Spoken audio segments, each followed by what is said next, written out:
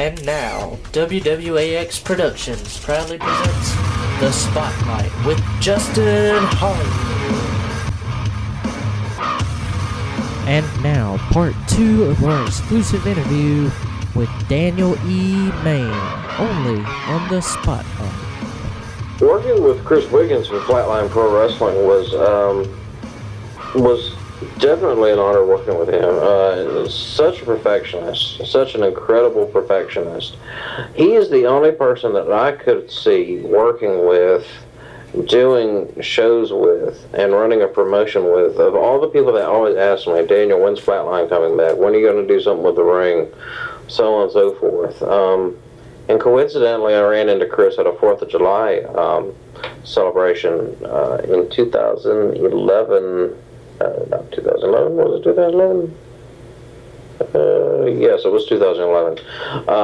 Coincidentally, at Patriots Park of all places, and we talked about Flatline, and I said, let's do lunch. Let's talk about this, because in my mind, I'm thinking, I really want to get back into this. Flatline Championship Wrestling never had a proper send-off. We never said goodbye. We just ended. We stopped doing shows. It just stopped.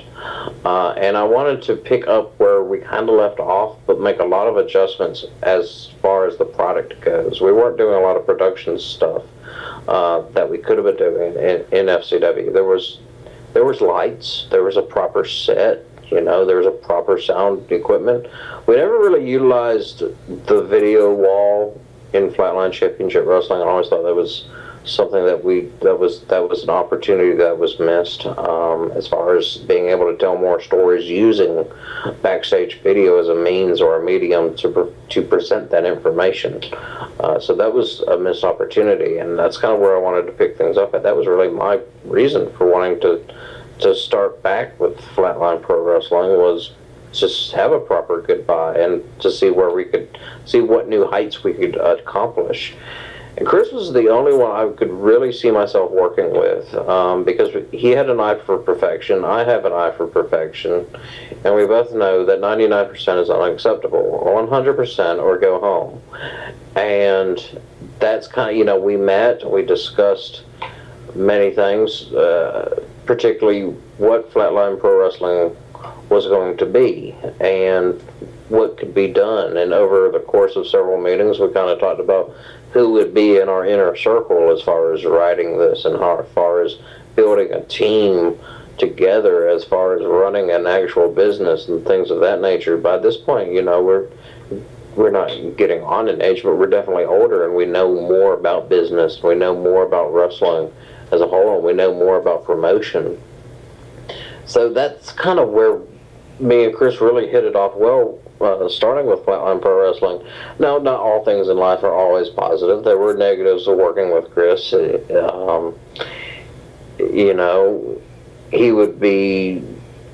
It was difficult at times to come to an agreement about things, about storyline things, about talent-wise, who could we book into a show, things of that nature. We had opinions, and those opinions clashed, but that's going to happen. Conflict breeds creativity. I always said that even during our scripting meetings, when we would formulate the show and put everything together and write out the storylines. If an argument broke out, I never really saw that as a bad thing, because through conflict you can oftentimes come up with a resolution, and oftentimes that resolution is the best way of doing it. So, we did have our ups and downs, but overall, Chris is a great friend of mine. Eric is still a great friend of mine. A lot of people thought at the end of Flatline Championship Wrestling that me and Eric had heat with each other. No, and no, that was never the case. Not at all. Did we ever have heat with each other? In your opinion, which variation of Flatline was better? You're asking me to pick which child I love more, and that's not a question that I can truly answer, because FCW to this day gets laughed at, and I don't really understand. I don't think people that are laughing at Flatline Championship Wrestling really remember what we did. We brought wrestling back to the CSRA. Wrestling in the CSRA was done for. There was nobody doing anything in the CSRA until Eric and I presented Flatline Championship Wrestling at Patriots Park. We brought it back.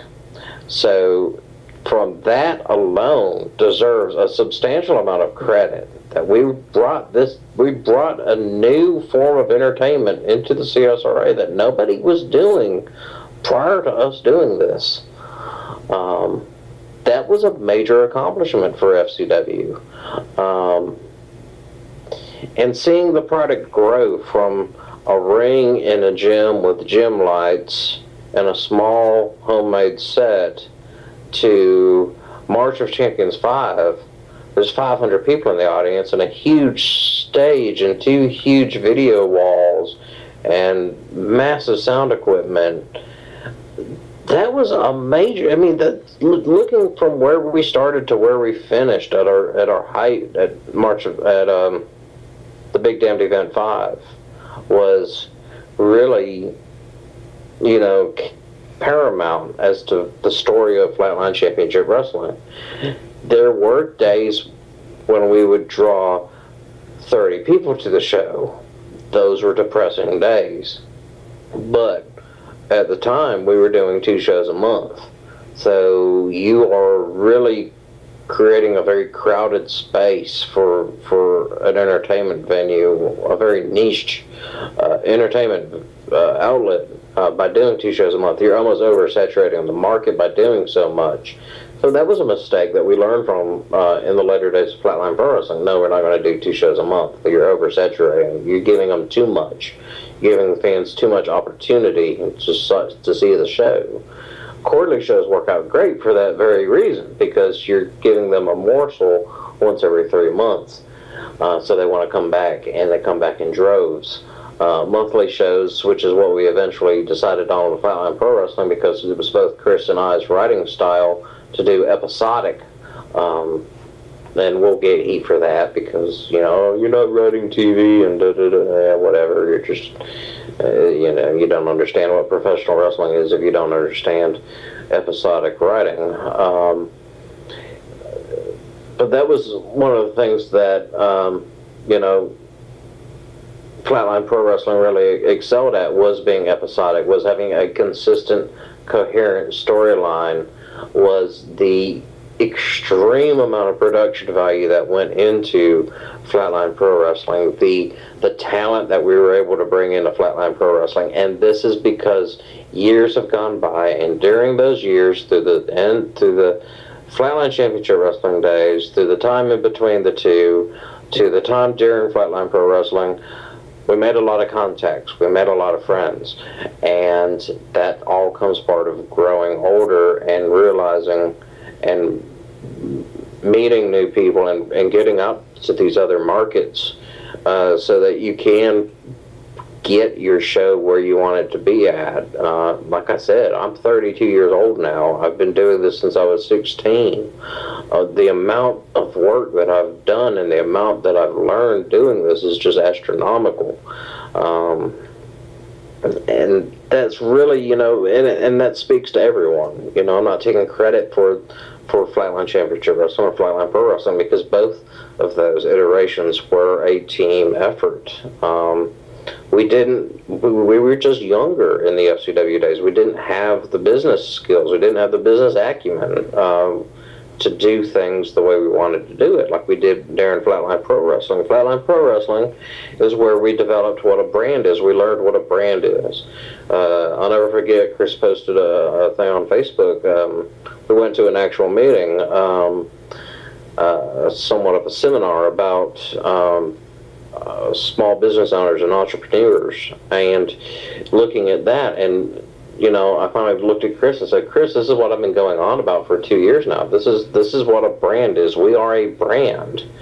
And that's where it finally clicked that, oh, okay, this is an actual product. This is the product that we're selling. The product that we're selling is a very difficult product to sell because your store is only open 1 day a month, technically, during show times. So, the different market types and different business types, we've kind of fell into kind of a very unusual area to promote a product where your store is open one day a month. That was a little difficult, but that was our brand. That's where we learned what branding is. That's where we learned the business skills that we had, and we had tremendous fun doing it. We had, we had our lows, but more so we had some highs as well. I think both FCW had its merits, FPW had its merits, and they both had their cons as well. It's just one of those things in business world. Could I pick one over the other? No, I can't. I was an integral part of both of them, and both of them had tremendous merits to each other. To compare the two, you really can't, because they were two completely different things run by people who knew a lot more at one point than they knew at the other point. Let me ask you this, Daniel. Have you ever competed in the ring? Only comedy spots. I have a horrible memory. So putting together a match, not so much where I would remember, oh crap, what am I supposed to do next? And also the fact I am not athletic. I'm not an athletic person. That's not where my strengths are. My strengths are in my head. I'm a business person. I'm a very creative person, but in ring, no. I would do some comedy stuff because I portrayed the owner of the company, but other than that, though, no. It was never in the plans for me to ever be an in-ring competitor, nor did I ever really want to be. It just wasn't for me. What are some of your favorite matches and moments that you've been a part of through Flatline's tenure? There was a group back in the FCW days called the RWO Styles, and you're putting them together, and there's going to be conflict. You could consider it a McMahon-Austin type of thing. It wasn't so much a power thing, but the actual psychology about taking a rich person and rednecks and putting them together in a room. It had a lot of comedy involved in that. And then back to what I was always talking about, my youth was comedy. I just love comedy, slapstick, absurdist comedy. I love it. Some of my favorite things in Flatline Pro Wrestling, the Rapture was very interesting for me because I had to play a dramatic role, completely different from the comedic roles that I always played. I'd slip in little hints of comedy, but you had to be they were very subtle, and you had to look very closely at the things that I did. But there was a tiny amount of comedy in there, but it was interesting for me because I had to play a dramatic character, and so that was not so much a stretch, but as far as it was something that I hadn't done. So that presented unique opportunities for me, and I did have fun doing that. It was fun. Speaking of Caleb Kitchens, better known as David Yale, what are your thoughts on him? He's a horrible person and shouldn't be trusted for anything. It's a joke. It's okay to laugh, Justin. No, Caleb is a tremendous mindset, very intelligent. Me and him share quite a few views on several things outside of wrestling. I think that's what makes us good friends, and how we were able to work together. His eye for talent and his eye for professionalism was paramount to what the brand Flatline Pro Wrestling was for. He fit into the partnership of Chris and I for Flatline Pro Wrestling. He really fit into that role nicely. He was, never a stakeholder or anything of that nature, but he contributed a lot to the writing, to the scripting of the shows, even down to his address book of contacts of people that we could bring in and book for shows. He was invaluable in that aspect. he did a lot of work for production. If anybody's a sound guy, it's Caleb. It's not me. Although Caleb would strongly disagree, because you probably don't want either one of us at your production table, because God knows I'm terrible at sitting at a production table, doing live audio and things of that nature. Not for me. But back to Caleb, though. I mean, a tremendous individual. So much talent. A tremendously talented individual.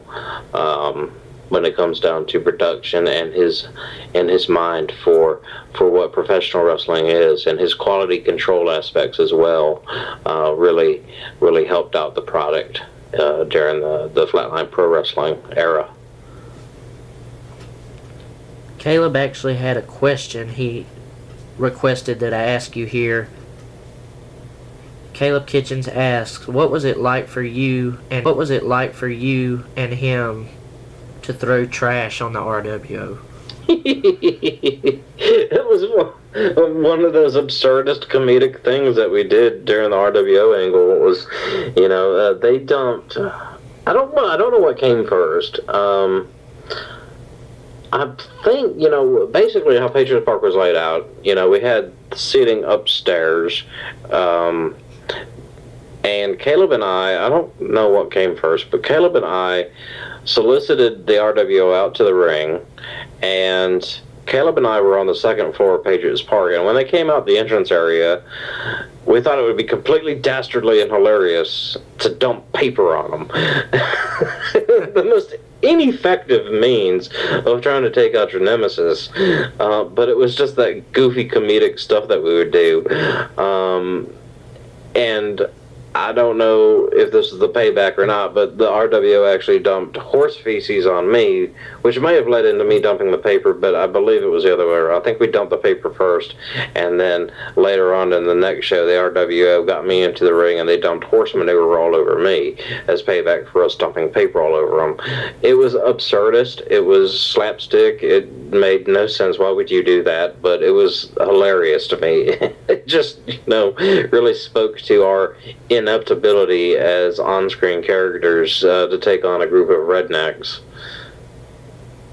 Wow. That's pretty funny. You and Caleb actually had great chemistry together on screen in FCW and FPW. Was that something that you recycled, or did you just work well together that you just thought that it fit? We work well together. We have similar personalities, and it just works well together. I don't think I could be Caleb's business partner in a business endeavor, but as far as working together on a program, sure, we work great together in that aspect. He gets me, I get him. That's what it comes down to. We have that same nerdy humor. We're both computer freaks. We're both have an eye for production. We have similar ideas about wrestling, so it works out good together that we did some things, and so much of the stuff that you saw in Flatline Pro Wrestling, the backstage stuff with me and Caleb, was just classic. It was just classic comedy. It was classic storytelling, and from a storyline point of view, it worked out great that way. Just because we could play off each other, it just worked very well. Moving back to Flatline's early days, you actually had a rival promotion known as the AWF. What are your thoughts and opinions on them? Well, I had a saying back then. I said, you can't spell awful without AWF, which upset them quite badly, that me being such a smartass pointed that out to them. No, it was a playful rivalry. People like to compare, WWE and WCW. No, it was nothing like that. You're reading way too far into it if you think that's what it was. They were simply someone occupying the same space that we were, and we acknowledged that they were there, and they acknowledged that we were there. There's never hatred or anything else like that. There's never genuine hatred.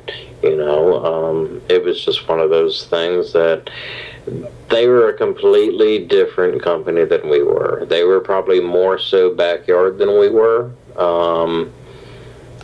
They have not evolved. Flatline in either iteration, championship or pro wrestling, got out of a backyard because we were never happy in a backyard. It's just what we could afford.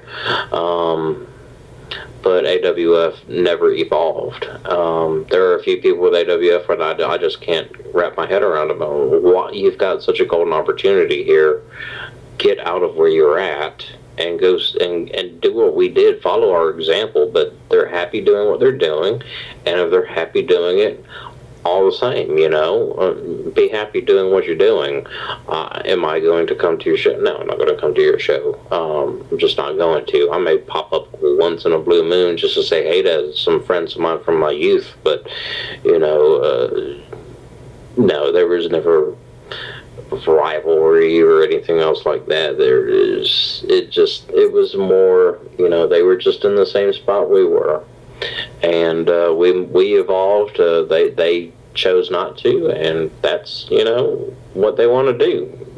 I'm not going to hold any ill will towards them for that. Next, I'd like to talk about a man who has been known to be your greatest rival. What are your thoughts on Chris Dickens? I'd like to know who thinks that he's my rival. People, I don't know where they get this stuff from. But yes, you're not the first person to ask me that about, or implying that Chris Dickens is my rival. He's not my rival. Me and Chris are friends. I think it's just because we both portrayed owner characters. On a product, so they would automatically assume, oh, it's Vince McMahon and Ted Turner. No, you're Mark. That's silly to assume that. No, I have no qualms with Chris Dickens. He's a brilliant person when it comes to production. He has a completely antiquated way of producing things that when I watch it, I want to pull my hair out because I'm like, what in the hell are you doing? But he accomplishes some tremendous looking stuff using some very unusual methods, but it works, and it works very well. And he produced a few episodes of The Pulse for us. Unfortunately and sadly, his schedule prohibited him from continuing that because there was a lot of potential with Chris Dickens working with Flatline Pro Wrestling. I know a lot of guys at the back don't like him because they consider him backyard or whatever, and well, everyone is entitled to their opinion. That's not a place for me. I could care less what the man does on his personal time. But as far as working for me at Flatline Pro Wrestling, he did a tremendous job. Chris Wiggins loved him as well.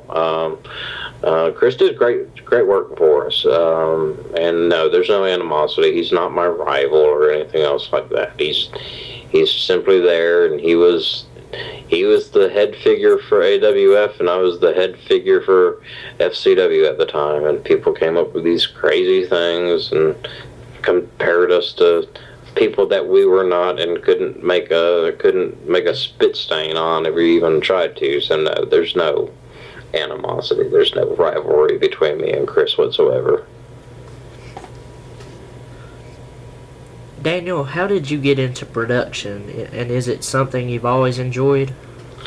I got into production because I'm a very lazy individual. I would much rather just push a few keys on a keyboard and have many things happen instead of physically having to do it. I always say work smarter, not harder. So production-wise, in wrestling, probably stemmed from the fact that I'm pretty good with a computer. Production for me in wrestling, you have to understand what my view of professional wrestling is. My view of professional wrestling is a highly visual product that suspends the disbelief of those who watch it. Wrestling has to be what is on or very similar to Monday nights, because that is what the wrestling culture has evolved into. You have to match what they're doing. If I were to do a show in a gymnasium with the gymnasium lights on and a ring and a black tarp for an entranceway, do you really think that I'm going to be able to have a consistent fan base show up, irregardless of what's in the ring or not? That's not what professional wrestling fans have been conditioned to see. And I'll get into fundamental arguments with people all day long about what professional wrestling is. Is there a correct answer to this story? I don't know if there's a correct answer to it. This is just how I look at it. Professional wrestling is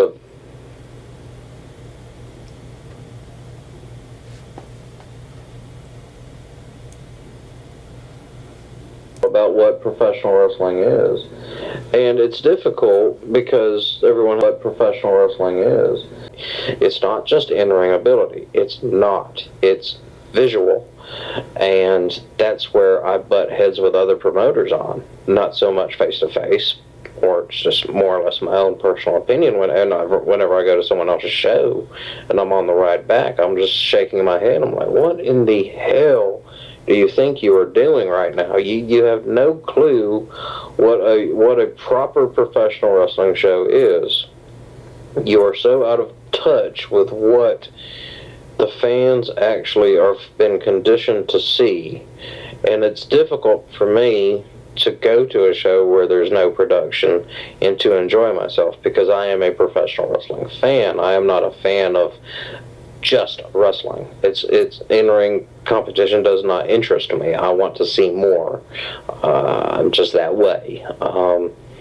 But that was why production hit so much with me. Why I got into production, I'm good with computers, and I'm good with technology. Am I the person that you want sitting at your sound desk? No, not in a million years. That's just not where I need to be sitting at. No, I can direct a show. I can produce a show sitting back behind the people sitting at the desk. I can tell them, all right, cue this up, get the lights ready, go for this type of entrance. All right, this is the effect that we want to accomplish. Cue this up, do these things. But as far as the one pushing the buttons, no, I don't want to be that person pushing the buttons, because I'm just not that person. That's not where my ability is. My ability is I can close my eyes and I can visualize something, and I can give proper instructions on how to accomplish that vision that I just had on how to make something work. Would you say that the production aspect is what made Flatline stand out from other independent promotions? No, beyond a shadow of a doubt. Beyond a shadow of a doubt, that is what made Flatline stand out. Like I said, 99% was unacceptable. 100% or go home. And that's what we did. We reinvested money back into the company from profit that was made to get to where we needed to be at. It was DMX controllers, if it was two 10-foot screens, two projectors, a computer capable of rendering a 5-minute video in 30 seconds for backstage interviews, proper sound equipment, proper lighting, things of that nature. You're basically, as a mobile television studio, you've got to set up in tandem with a wrestling show to accomplish these types of things. And that's where I really excelled at, was knowing what production is. I could take my skills in production and what my philosophy about what professional wrestling is a visual sport, couple it with Chris or Eric's mentality and their visions of in-ring competition and the whole storytelling of matches in the ring. That's how you are able to accomplish such a tremendous product. That is the key. And if there's anything that anybody takes away from this interview, is you must emulate or simulate what you see on TV if you want to be successful. You must do it. You cannot just set a ring in a gym with some lights and a black curtain and expect to retain not so much viewership, but you can't expect to retain a fan base. You cannot. If you if you live in that era, you're out of touch with reality. I'm sorry, you just are. That's not professional wrestling. Did you ever produce any of the entrance or backstage videos for Flatline? I've done more than just that. I produced Georgia Carolina Wrestling, which was a show that ran on WBEK. The John Stoney Cannon, Joe Cowart, and Lionel Howard, way back in the latter FCW days. Actual broadcast television, I produced it. It was fun, loved it. I produced a lot of the entrance videos in the FCW, though. Not that we had a lot of entrance videos in FCW, but we had a few, and I produced those. I produced the videos in the early parts of Flatline Pro Wrestling before Caleb came on board and said that he wanted to do it. I said, oh, you want to do it, go ahead, I don't care. With some creative direction, time to time, I'd say, it looks great, Caleb, how about you tweak this, things like that. But he had an idea for what we were looking for and for what looked good and knew what the fans wanted to see as well. But yes, I produced a lot of stuff. I produced, golly, we used to film every FCW show, and I would produce a DVD from that show. Not that they ever sold, but I still have hundreds of old FCW DVDs stored on my computer. I've got tons of stuff that I've produced. It's very monotonous, but it's something that I can do, and it's something that at one time I really, really enjoyed doing. It's not so much that I enjoy doing it now because, I could do it with my eyes closed. It's not a challenge to me anymore. It's got to be a challenge for me to really get into it. But, I can still do it. Yeah, it's not, it's not a problem for me to do it. It's just, I've done it. I've had fun doing it, but, there's other things out there for me to do. What was it like putting a Flatline show together in 30 days' time on your monthly schedule with booking, advertising, etc.? It was a Monday through Friday, probably a 7-day-a-week job, to be completely honest with you. Between talent relations, advertising, putting flyers together, picking up flyers, distributing flyers, online media, creating content, things of those natures. That was such a busy. You kept busy. Chris, Caleb, and I, and Casey kept busy. Casey did a lot of the photoshopping stuff, cutting out the wrestlers from the backgrounds, and I would arrange them onto a flyer. Caleb would do the videos for the upcoming show, and we had a firm believing that everyone gets an entrance video, regardless of who they are, regardless if they're only going to be here once, and regardless if they are of relatively low name value. Everyone gets an entrance video because it is consistency, and we must be consistent in what we do. And it was every day we're working on something. I still got the chat logs. We used to use Facebook Messenger, and thousands and thousands and thousands of pages of the conversation going back and forth. All day long, Monday through Friday, even on the weekends, that we weren't booking or writing or meeting and scripting and putting together things. We were in constant contact with each other, and that we made a great team, but it was constant work. Like I said, 100% or go home, and that was the mentality. Everyone of the core group were on board with that mentality, and we had a great team. We genuinely had a great team with Flatline Pro Wrestling. Since Flatline Pro Wrestling's final event, March of Champions 4, are you kind of relieved that Flatline is gone, or do you miss it? Who told you that March of Champions 4 was our last event? Well, I actually read it said your final event, possibly forever. Our final event at Patriots Park. We would love to come back. But let's talk about our final show at Patriots Park before we get into that. Our final show at Patriots Park, March Champions 4. Emotional night. I posted a status as I was leaving my home to go to the show at Patriots Park there for the last time. Of my first time at Patriots Park in the ring in 2006, February 2006. A photo of me in the ring. And when I got home, first thing I did, I pulled out the camcorder, pulled out the memory card, and got a still from the very last segment of March of Champions 4 with me in the ring. And to see what had been accomplished over so much time, there's so much emotion. It was so much emotion. It was bittersweet. It was time for us to walk away and gather our thoughts. We were burned out, as you would be. You keep in mind your previous question about what it's like doing this. It's an everyday task, and to do that for 4 years is so emotionally taxing, physically taxing, mentally taxing. It is so much on somebody to put together a professional wrestling show at the level of perfection that we wanted our show to be at. But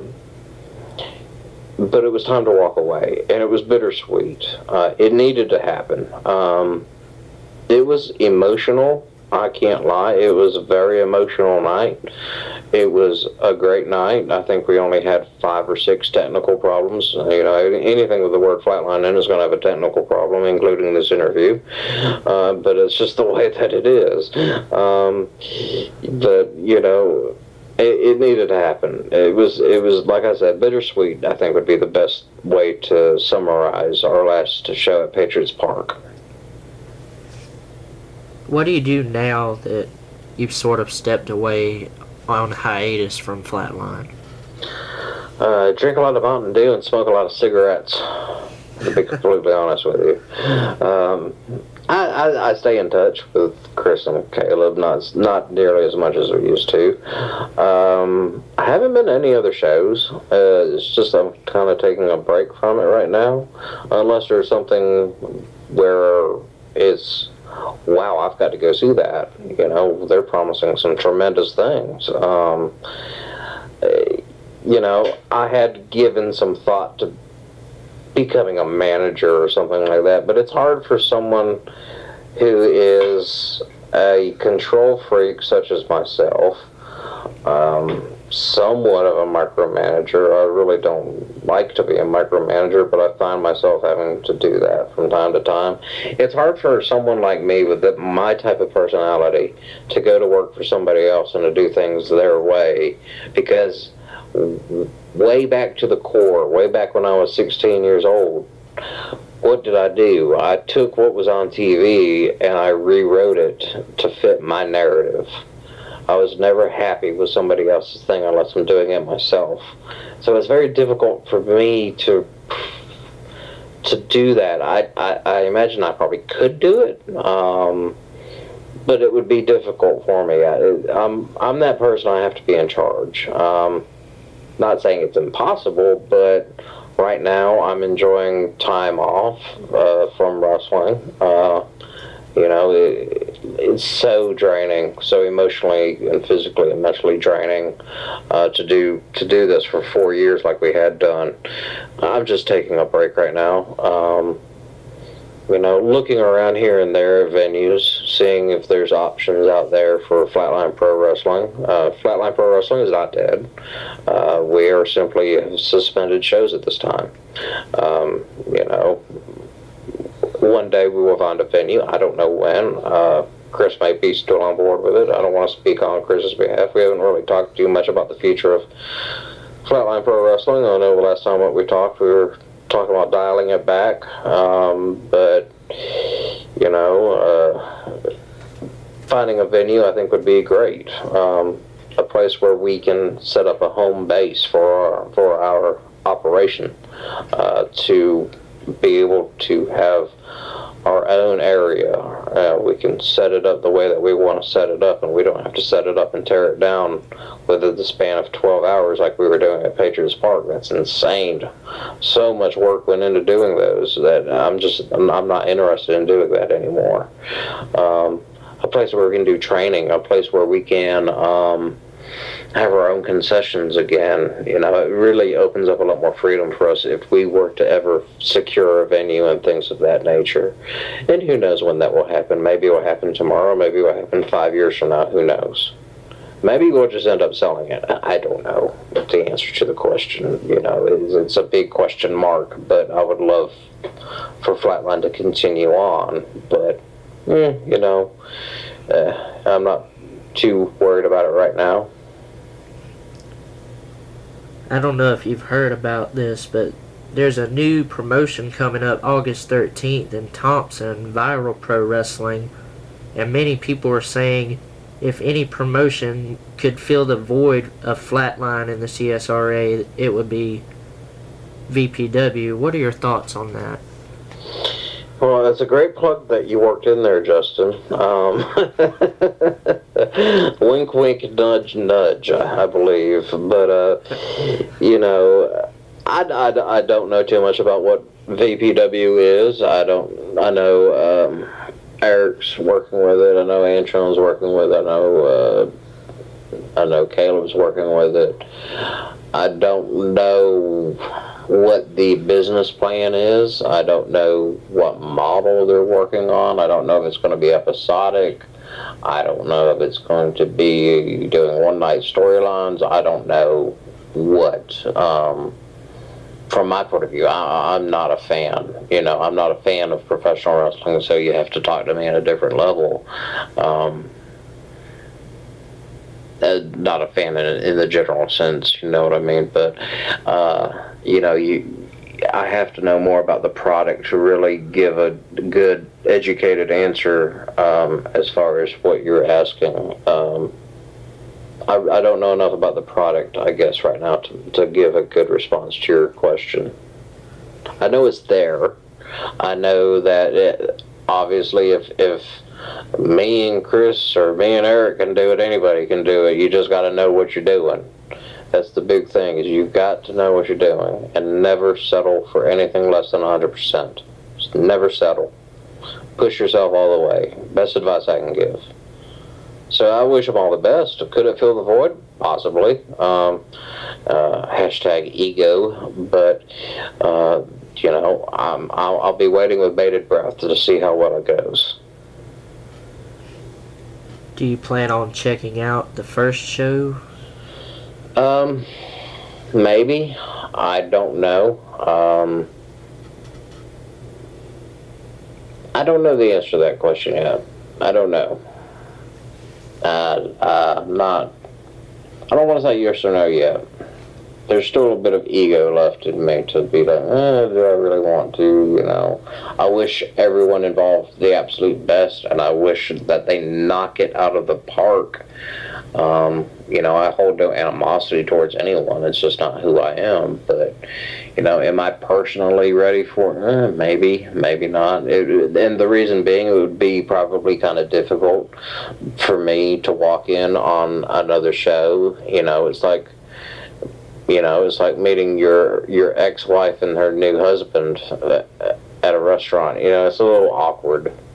You know, but, you know, maybe my opinion will change before the debut. I'm not sure. If you were ever asked to be a part of a new wrestling project, would you accept? It depends on creative control. It depends on what I'll be doing. It depends on pay. There are a lot of variables involved with that. Like I said, I'm a business person. I'm probably best behind scenes. I can play a character. My character is loosely based on Donald Trump, which is somewhat relevant in today, but then again, when you do something like that, you run the risk of being called a poser or you know, trying to impersonate and not being original. Although when I had first developed the character Daniel E. Mayne, it was loosely based on Donald Trump. So, you know, it may be relevant in today's society, but, you know, it may give me opportunity to go some other direction. I'm a very creative person. I'm sure I can come up with something, but as far as right now, if I was being asked, let me think about it. Let me get some more information about what you want before I can give that kind of answer. Okay. Well, it's about that time. We've about reached the end of the podcast here, but I have one final question for you, Daniel. Okay. It's about that time. We've about reached the end of the podcast here, but I have one final question for you, Daniel. Okay. Is there anything you'd like to say or any advice you'd like to give to anyone pursuing a career in this business? Know who you are. Know what your strong points are. If you are a production person, if you are a visual person, if you are drawn to that aspect of professional wrestling, stick with it. If you are drawn to the in-ring portion of it, stick with it. Also know that the field is stacked against you, and if you think that you're going to be the next WWE quote-unquote superstar, chances are so deeply against you to try to accomplish that. Give it your all, but at the same time, be prepared to be let down. There is no shame in working independent professional wrestling. You can do so much more with it. I would probably shy away from a job with a major corporation doing professional wrestling than I would rather doing it on an independent scale. I have more fun in a smaller environment. I don't have fun in front of 30 people. I have fun in front of probably 500, but when you start getting into tens of thousands of people, you lose that intimate reaction you have with the fans. You become more so a character in somebody's play than you are your own individual. But give it your all and know that you must study the product. You must remain relevant. You must know who your demographics are. You must do market research. You must know what your product is and develop a business plan and pursue that business plan through and through. When things are getting down, stick with it. You must stick with your business plan. You must. It is so completely important to follow through on what you have decided to do. You may be wrong, but if you are inconsistent, that's where things start taking a turn for the worst. You must be consistent, and you must give it your all, and know that 100% or nothing. That's the best advice I can give. All right. Well, thank you, Daniel. It's been a pleasure having you here on the Spotlight. It's been a pleasure for me as well. I love the tone of my own voice. But don't be a stranger. I'm here.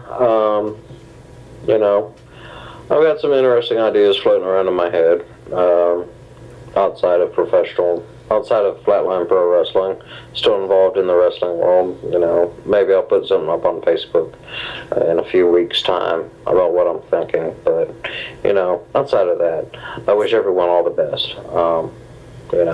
Whether or not I know you from working with you, if you're a friend of mine, or if you're somebody on the internet sitting in their boxers looking at a TV screen with my picture, holding a cell phone, pointing one finger up in the air, all the best. I wish everyone the best. This has been a WWAX production.